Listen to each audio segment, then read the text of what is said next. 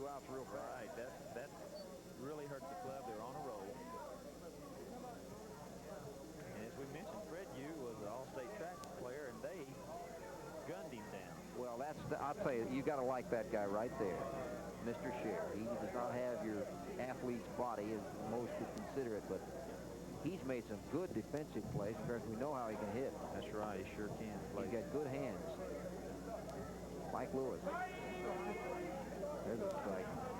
And that, to me, I enjoy seeing on this level because I want to see that it's not just the home runs, as the shortstop will show his arm, and that retires the side as Williams guns out Mike Lewis, and so the Smythe Sox close the gap. They still trail, but only by 4, 25-21 as we get set for the Howard Club coming up in the bottom of the 3rd. We'll be right back.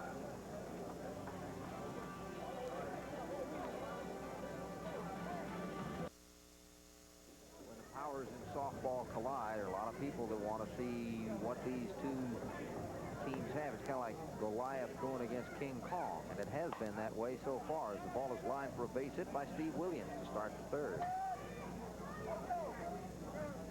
Howard's team has been mixing their base hits better than the Smythe team. It looks to me that Howard will be content for the line drive. Smythe trying to get it all back with a power. 25-21 in the 3rd inning. There's a strike. Bottom of the 3rd.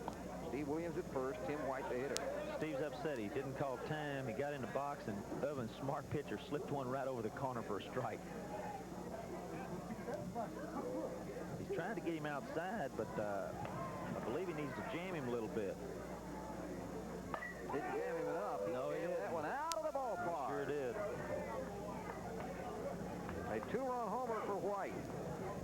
As the parade starts again. Well, it's not passing him by. He's hitting 11th in the batting order, and he's hit 3 home runs.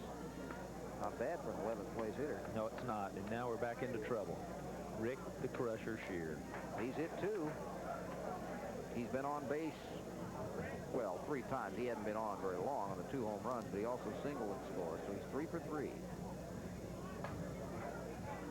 In fact, ironically, as he takes the first pitch that bounces before it gets to the plate, the same people have been making the outs. And another home run for Scheer. Oh, my.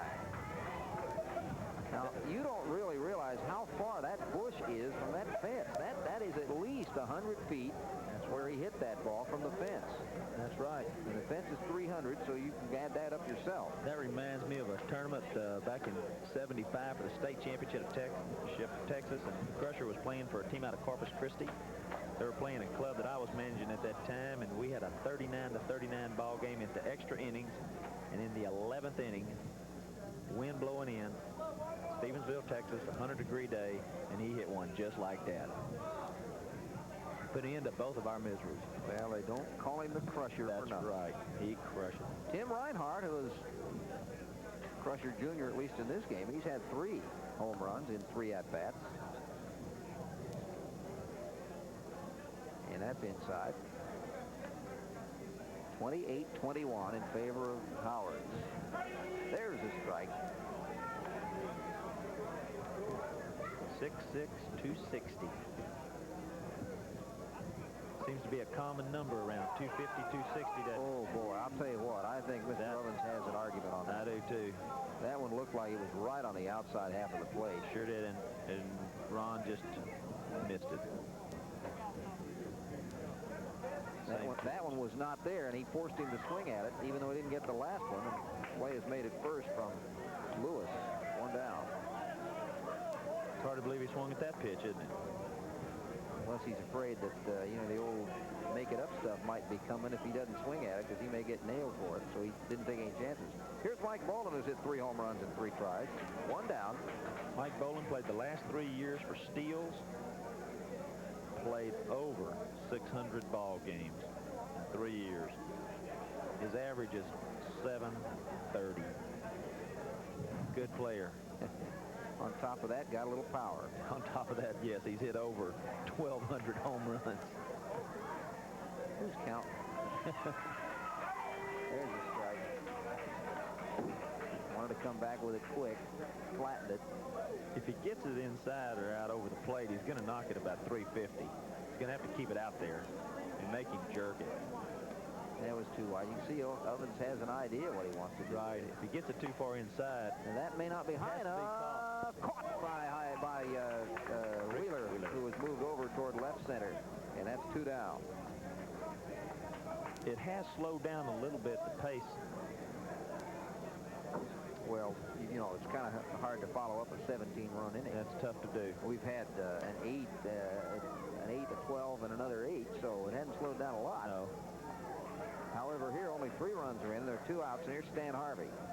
Harvey was retired the last time up. He had a pop-up out to second base. But before that, he had singled and homered. Now, Smythe trailing just by 7, closing the gap. They can get out of this one before much more damage is done. Oh, that's a pretty pitch. He's one of the top left-handed hitters in the nation. Ovens trying to be cute out there, quick pitching him. You've got a 45-year-old veteran bat, and he's not going to fool him. He knows his pitch. 2 balls and 2 strikes. If he fouls this ball, he's out. He's got to hit it between the whites. Well, he wants to throw him inside. Well, he bounces it out to the shortstop, through the legs. Lewis picks it up, fires, still got him. Maybe the 45-year-old legs made the difference. That's right. Well, 3 straight outs after 3 straight runs, and that was a little inning for Howard. And Smythe comes up in the top of the 4th, trailing 28-21. We'll be back.